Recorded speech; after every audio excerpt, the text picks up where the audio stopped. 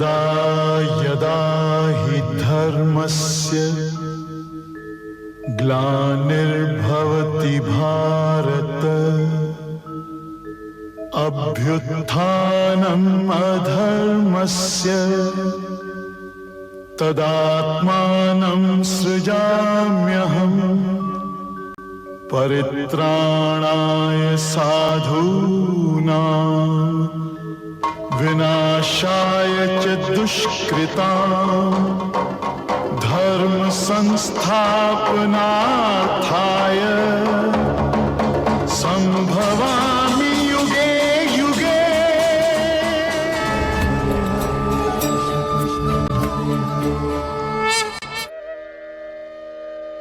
द्वापर युग में जब राक्षसों और क्रूर राजाओं का शासन था, तब वहां की प्रजा और ऋषि मुनि उनसे त्रस्त थे।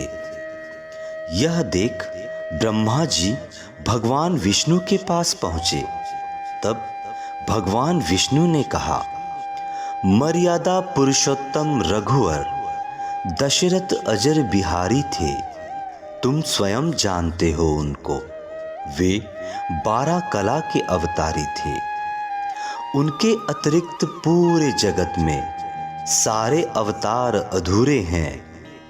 अवतरित हो रहा कृष्ण रूप में जो 16 कला से पूरे हैं। नारायण नारायण। हे प्रभु, हे जगन्नाथ, मथुरा गांव में असुरों का निवास और धर्म का ध्वंस हो रहा है। कंस नामक असुर धर्म का विनाश कर रहा है। प्रजा त्रस्त है। हे प्रभु, आप ही इस संसार के पालनहार हैं। आप ही इस दुख को दूर कर सकते हैं। कंस के अत्याचारों से देवलोक तक दहशत फैल गई थी। देवता बार बार युद्ध के लिए तैयार होते, लेकिन कंस इतना शक्तिशाली था कि वे उसका सामना नहीं कर पाते थे। ऐसा एक नरेश है, दया न जिसमें लेश है, मनुष्यता न शेष है, अहम है राग द्वेष है। अनिष्टकारी निर्दयी निशंस है, ये कंस है, ये छल कपट का दंश है।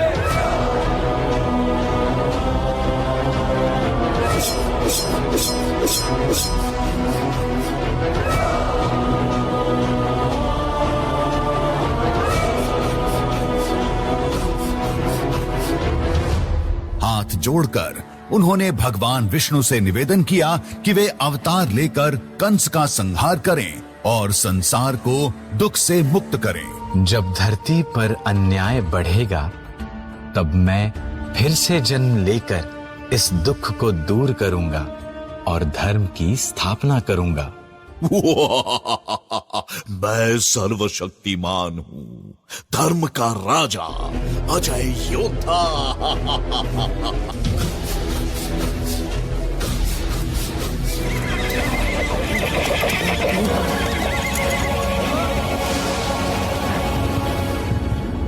मूर्ख कंस, जिसे तू अपने हाथों से विदा कर रहा है, उसी देवकी का 8वां पुत्र तेरा काल होगा।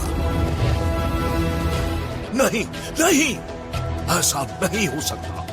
सिपाहियों, देवकी और वासुदेव को तुरंत जेल में डाल दो। यह सुनकर कंस का रंग उड़ गया। वह रात दिन भयभीत रहने लगा। उसने देवकी और वासुदेव को कारागार में डाल दिया और उनके हर बच्चे को मार डालने का आदेश दिया। उसने देवकी और उसके पति वासुदेव को बंदी बना लिया। कंस ने सोचा कि अगर वह देवकी के सभी बच्चों को मार डालेगा तो वह सुरक्षित रह जाएगा। मथुरा की धरा पर एक रात चंद्रमा की चांदनी में देवकी ने एक दिव्य शिशु को जन्म दिया।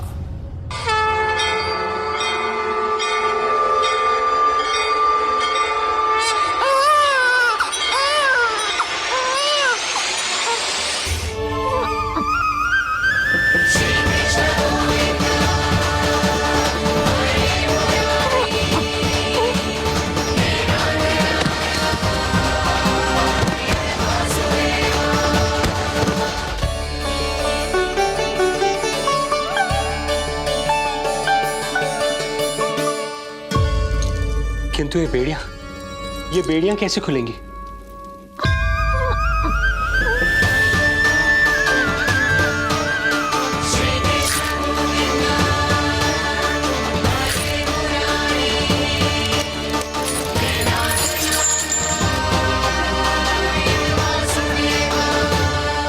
प्रभु की लीला अपरंपार है।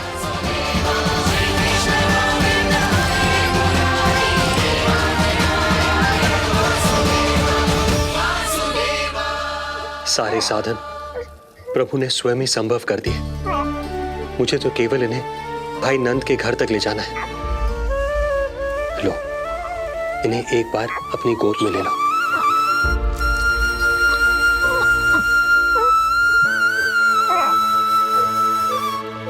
यदि एक बार इस मां ने अपने पुत्र को अपने हाथों में थाम लिया तो फिर स्वयं से दूर नहीं कर पाएगी। अब मैं इन्हें अपने हृदय से तब लगाऊंगी जब ये मेरे पास वापस लौट कर आएंगे। जाइए स्वामी, हमारे पास अधिक समय नहीं है। जाइए।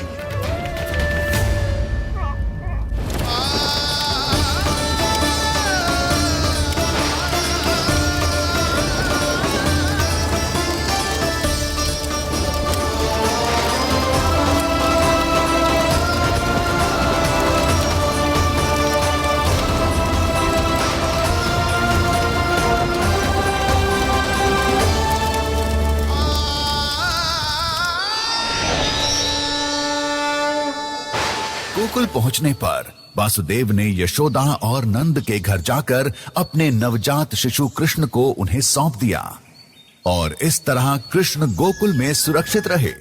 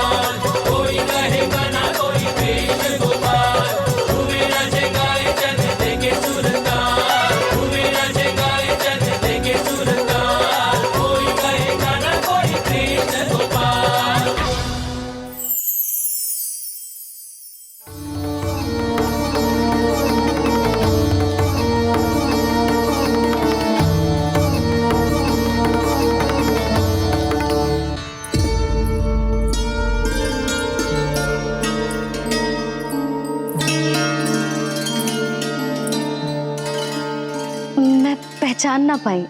आप? वसुदेव जी ने भेजा है मुझे आपकी नीलमणि को दूध पिलाने के लिए। यादव कुल के सभी बच्चों को मैं दूध पिलाती हूँ ताकि उनको मेरे समान दीर्घायु और उत्तम स्वास्थ्य का वरदान मिल पाए। मैं आ गई शिशु विष्णु, कहाँ है तू? भूख लगी है? पी पी अपने इस मृत्यु के घूंट को।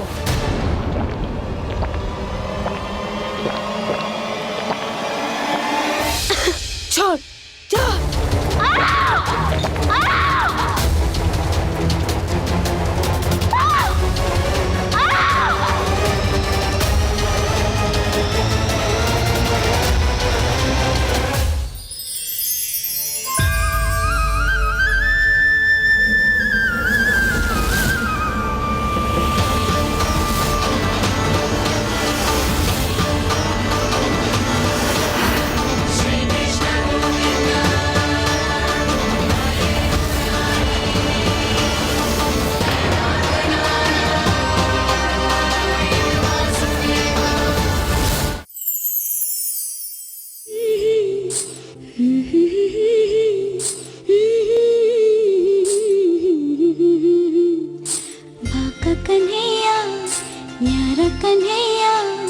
गोकुल में सबका प्यारा कन्हैया।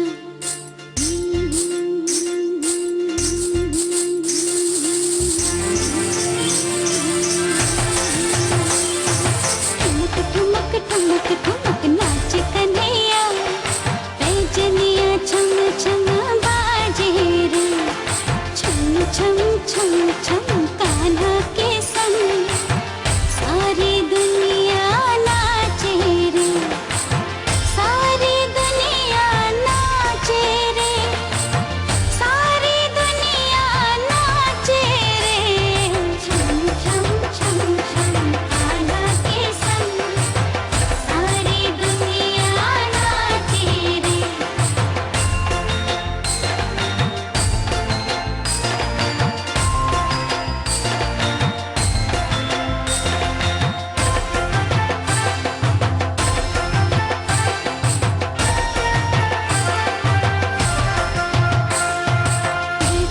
देख के मनमोहनता सारी सृष्टि झूमे, ममता रस में डूबी मैया कान्हा का मुख चूमे, कान्हा का मुख चूमे, कमर धनी के घुंघरू मोती रुन झुन बाजे रे, छम छम छम छम कान्हा के संग सारी दुनिया नाचे रे, सारी दुनिया नाचे रे, सारी दुनिया नाचे रे।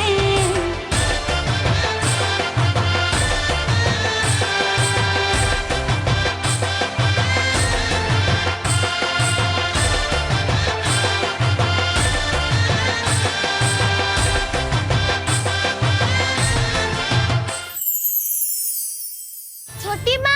बलराम, क्या होगा लल्ला? छोटी माँ, आपने कहा था ना कि ये यदि मिट्टी खाए तो मैं आपको बताऊं। कान्हा, जे मैं क्या सुन रही हूँ? तूने मिट्टी खाई? मैया मिट्टी के बारे में पूछ रही है, पर मैंने तो भू देवी का शुद्ध प्रसाद खाया है। मैं कछु पूछ रही हूँ लल्ला, उत्तर दे। झूठ बोल रहा है, सच्ची सच्ची बता, खाई है? ना भैया, मैंने मिट्टी ना खाई। तो फिर मुंह खोल के दिखा दे अपनी मैया को। क्यों? अब क्या होगा? तूने मिट्टी तो ना खाई, तो दिखा दे कि जैसा बस सत्य बोल रहे हैं। कान्हा, मुंह खोल।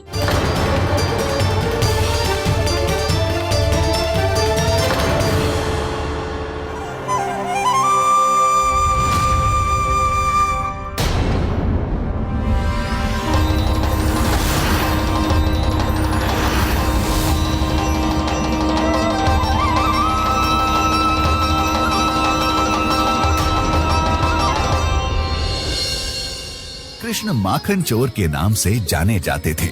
अपने मित्रों के संग गोपियों के पानी के घड़े तोड़ देते, कभी मटकी तोड़ माखन चुरा लेते, कई बार तो ऊंची टंगी हुई मटकी भी अपने साथियों के साथ तोड़ देते।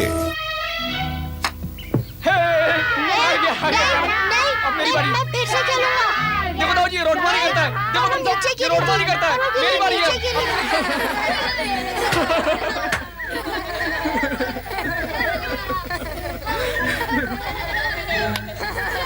अरे कुछ कर कान्हा, बड़ी भूख लगी है। सारा नंदगांव चौकन्ना हो गया है। हाँ। भूख लगी है तो चलो। चले? अरे चलो।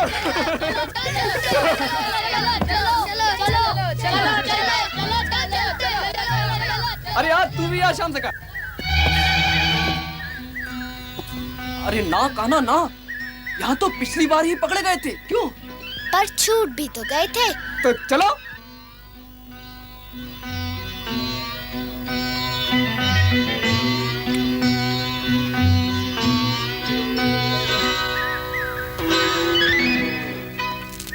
मालती बहन, अरे ऐसी क्यों बैठी हो मालती बहन? अपनी आंखों से स्वयं ही देख लो यशोदा बहन।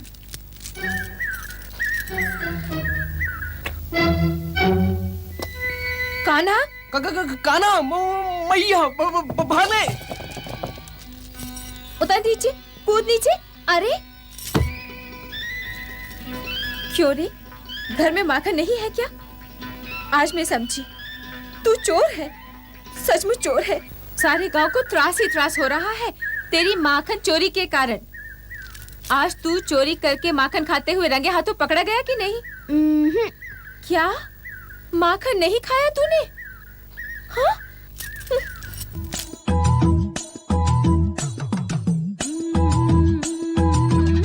मैया मुरी, ओ मैया मुरी, मैं नहीं माखन खायो। मैया मुरी, मैं नहीं माखन खायो। एक दिन यमुना नदी, जो वृंदावन वासियों के लिए जीवन का स्रोत थी, उस नदी में एक भयानक सांप कालिया नाग रहने लगा। वह नदी को जहर से भर रहा था और लोगों को बीमार कर रहा था। एक दिन कृष्ण अपने दोस्तों के साथ यमुना नदी के किनारे खेल रहे थे। अरे अरे अरे आ गया रे, अरे आ गया रे कान्हा, अरे कान्हा आ गया।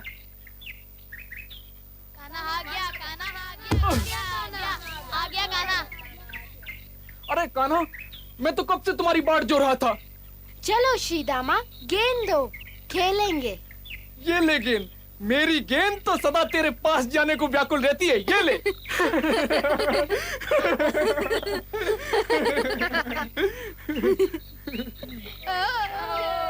अरे कान्हा को मार। कान्हा फेंक।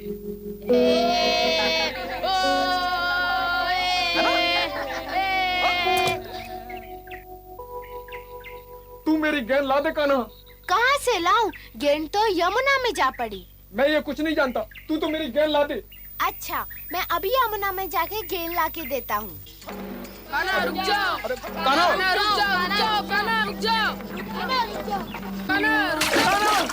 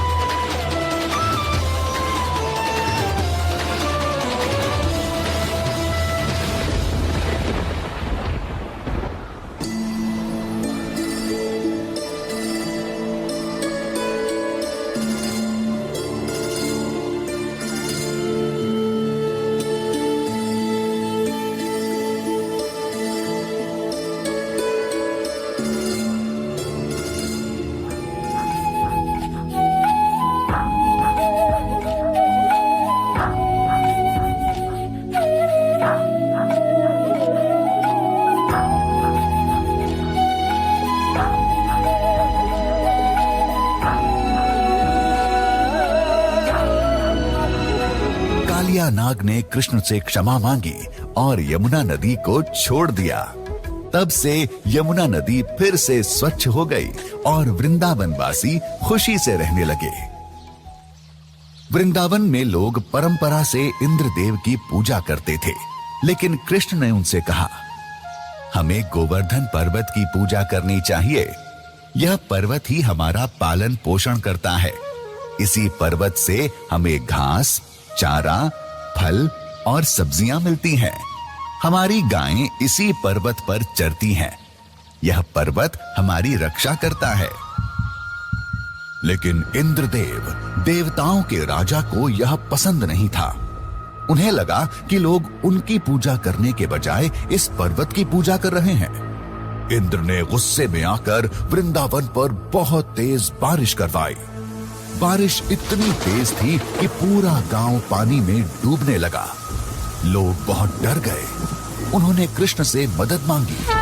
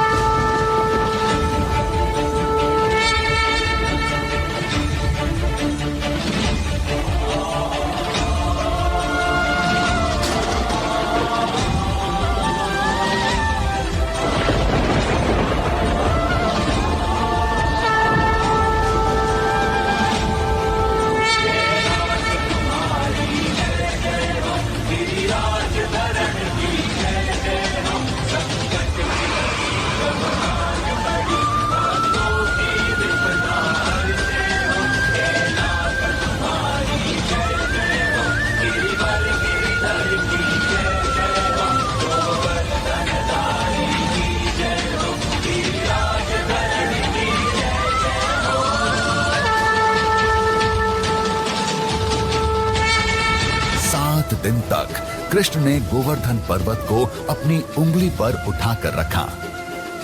इस दौरान इंद्र को अपनी गलती का एहसास हुआ और उन्होंने कृष्ण से क्षमा मांगी। वृंदावन प्रेम और भक्ति का एक पवित्र स्थान। यहाँ राधा और कृष्ण की अमर प्रेम कहानी ने सदियों से लोगों को मंत्रमुग्ध किया है।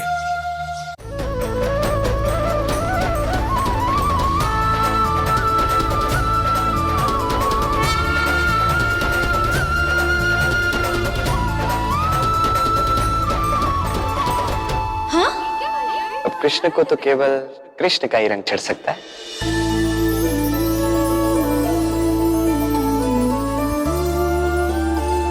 कृष्ण को रंग नहीं आई हो? नहीं, कृष्ण से रंगने आई हूं। राधा कृष्णा, राधा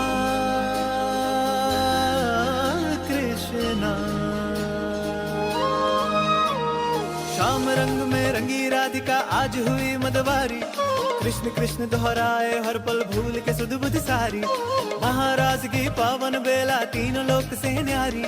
रास रचाए गोलोक में कान्हा कुंज बिहारी।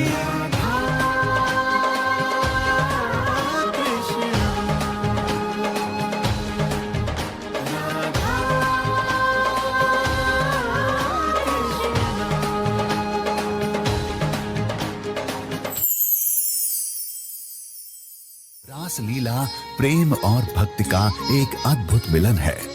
यह हमें सिखाती है कि प्रेम ही जीवन का सार है। यह हमें यह भी बताती है कि भगवान हमारे भीतर ही रहते हैं।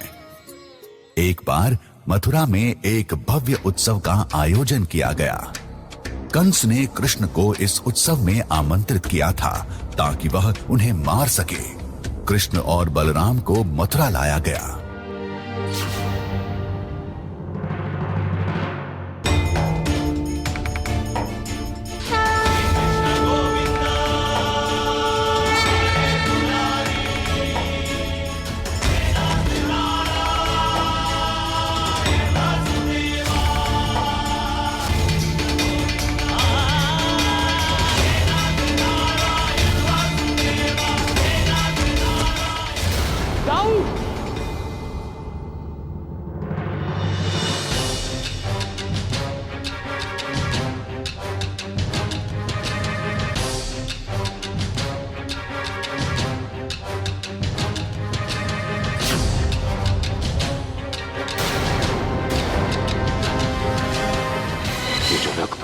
धब्बे, रक्त के चिन्ह, पता है क्या है?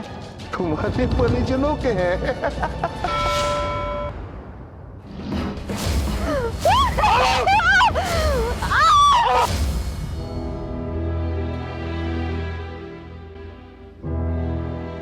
घंटे का नाद सुनाई दे रहा है तुझे?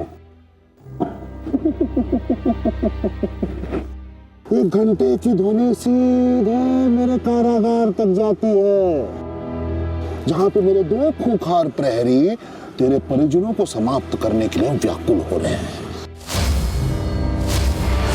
तू सोच भी कैसे लिया कि तू मुझे परास्त करेगा, मेरा वध करेगा? ऐसा हो नहीं सकता। कंस हूं मैं।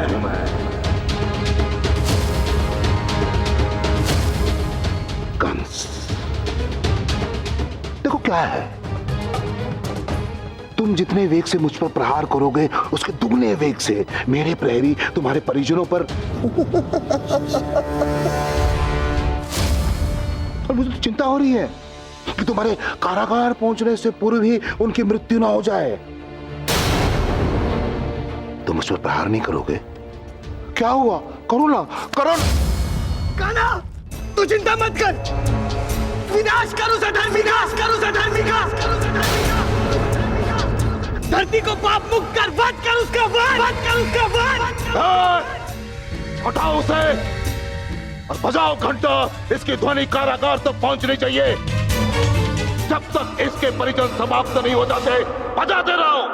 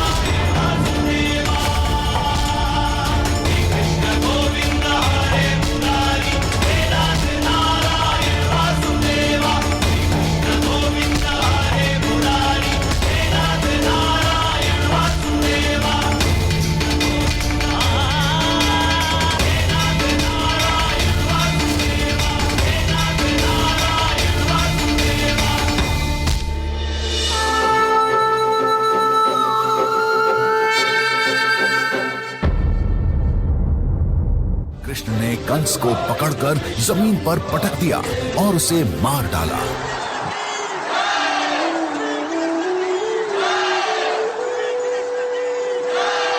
इस तरह कृष्ण ने कंस का अंत कर दिया और मथुरा को उसके अत्याचार से मुक्त कराया।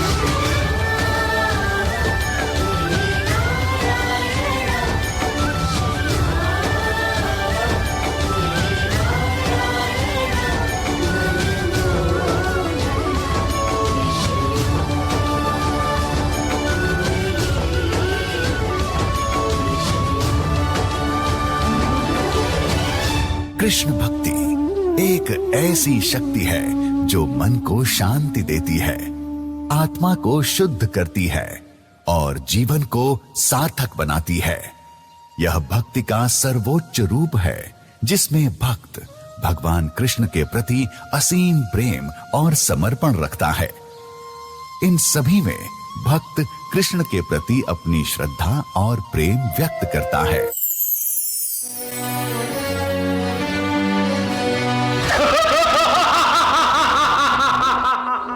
ये कहानी है उस महाभारत की जहां रहता था धूर्त दुर्योधन।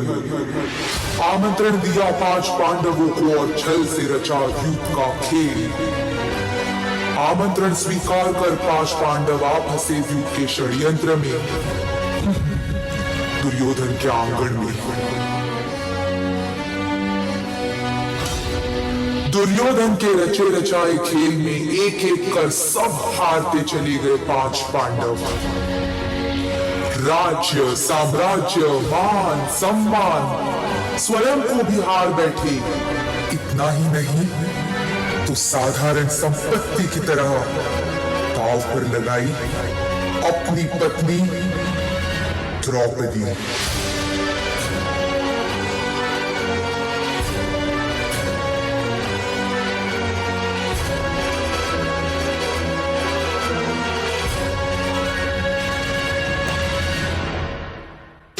कथा संग्राम की, विश्व के कल्याण की, धर्म अधर्म आदि अनंत, सत्य असत्य कलेश कलंक, स्वार्थ की कथा परमार्थ की। शक्ति है, भक्ति है, जन्मों की मुक्ति है, जीवन का ये संपूर्ण सार है। युग युग से कण कण में, सृष्टि के दर्पण में, वेदों की कथा अपार है। कर्मों की गाथा है, देवों की भाषा है, सदियों के इतिहास का प्रमाण है। कृष्णा की महिमा है, गीता की गरिमा है, ग्रंथों का ग्रंथ ये महान है।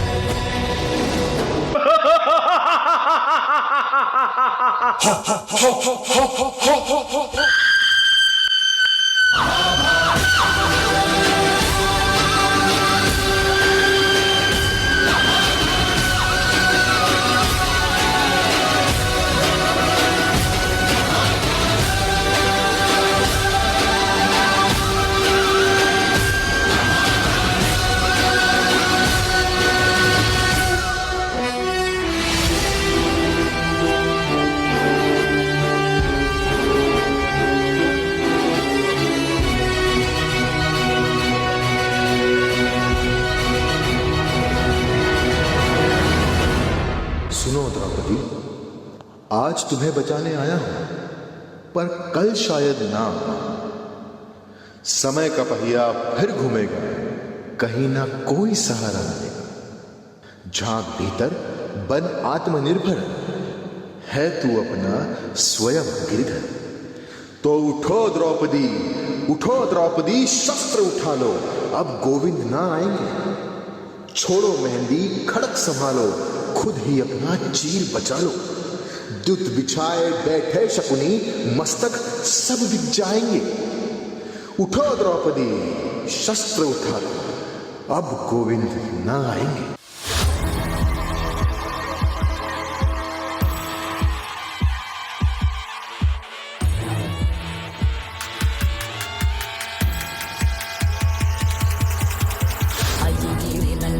नंदिनी विश्व विनोदिनी नंदिनुते, गिरिवर विंध्य शिरोदिनी वासिनी विष्णु विलासिनी जिष्णुनुते।